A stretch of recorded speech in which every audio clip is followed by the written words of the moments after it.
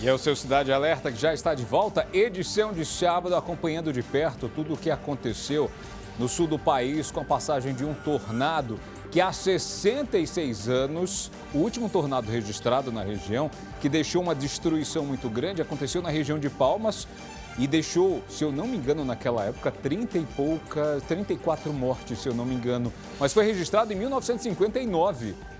Nas últimas décadas, o maior de todos aconteceu ontem.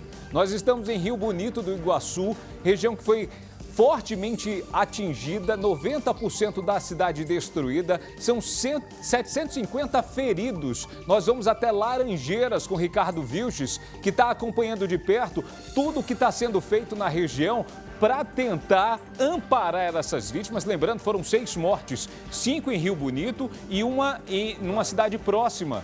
A gente vai acompanhar todos os detalhes. Vilches, é contigo, meu amigo, traz as atualizações, o número já mudou, já tem uma atualização desses números, o que é que acontece a partir de agora é com você. Boa tarde.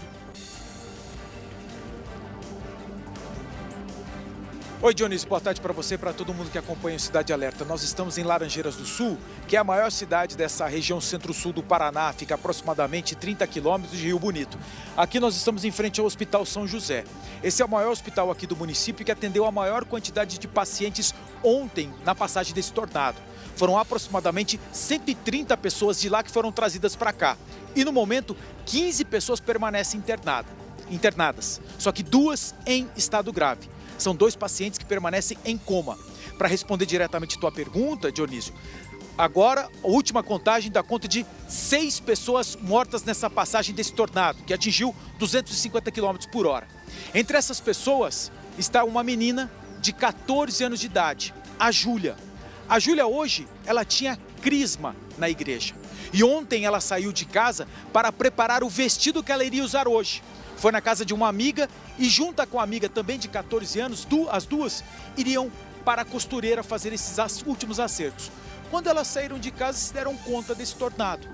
Relato do pai para a TV Record dá conta de que o vento foi tão forte que levantou as duas. Só que a Júlia, mais mirradinha, mais magrinha, foi levada em encontro a uma árvore.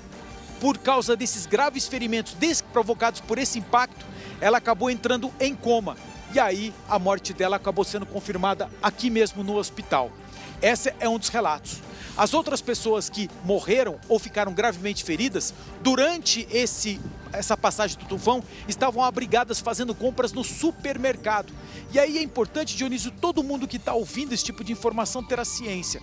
Não é que esse tornado tenha levado meia hora, 40 minutos de passagem. O relato das pessoas dá conta de que o seguinte: o tempo ficou preto, como é normal acontecer nessa época do ano, os ventos começaram a ficar mais fortes, como é normal nessa época do ano, só que de repente veio uma leva, um lufo mais rápido, um vento mais forte, que de acordo com o relato da pessoa varia entre 30 segundos e 1 minuto, o que foi suficiente para derrubar casas de concreto.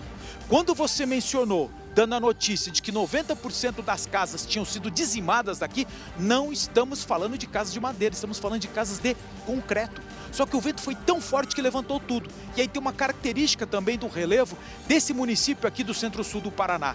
Nós estamos a uma altitude de aproximadamente 500 metros acima do mar.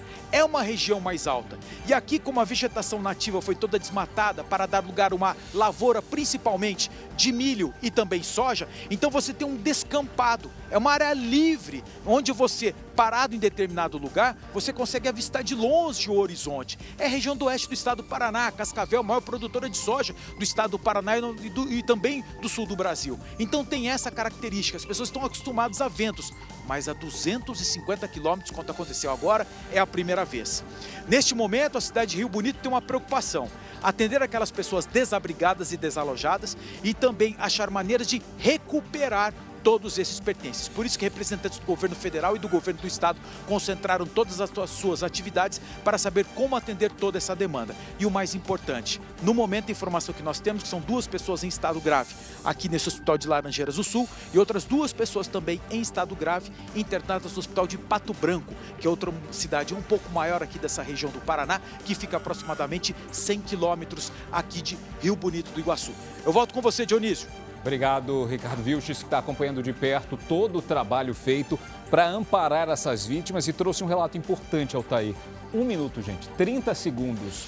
É o tempo médio que um tornado consegue passar por uma região como essa e deixar esse rastro de destruição. Obrigado, Ricardo. Olha uma que imagem cena, impressionante, Olha a imagem. Altair. Meu Deus do céu. Ou seja, uma imagem muito forte. E a rapidez que acontece a coisa. Como a gente viu aquela mãe falando da filha, né? Foi muito rápido. Ela saiu de casa, da casa da amiga, e de repente aconteceu. Ou seja, é tudo muito rápido, a força na natureza. Infelizmente está acontecendo isso. Existia um alerta para ventos fortes, eu volto a dizer, gente. As pessoas sabiam que iria chover forte e ventar muito. Só que os meteorologistas não acreditam. Olha o desespero dessas pessoas aí, gente. A força. Olha isso era um shopping. É um shopping. Acontecia um evento em um shopping, região de Londrina, também no sul do país. As pessoas foram pegas desprevenidas, porque não se acreditava que esses ventos conseguissem chegar a uma velocidade tão alta, tão destrutiva, como aconteceu em Rio Bonito do Iguaçu, cidade mais atingida. Guarapuava também, outra cidade que terminou aí registrando cenas como essa aí que você vê. Ventos fortes que também atingiram São Paulo, Rio de Janeiro. Você vai acompanhar todos os detalhes do que vem sendo feito. Voltando a lembrar, explodiu o nome da galera do Cidade aí na sua tela, mas eu estava falando que você vai acompanhar todo o trabalho de resgate a quem enfrentou tudo isso na noite de ontem, durante toda a madrugada, no escuro e na incerteza do que aconteceu ao longo da programação da Record.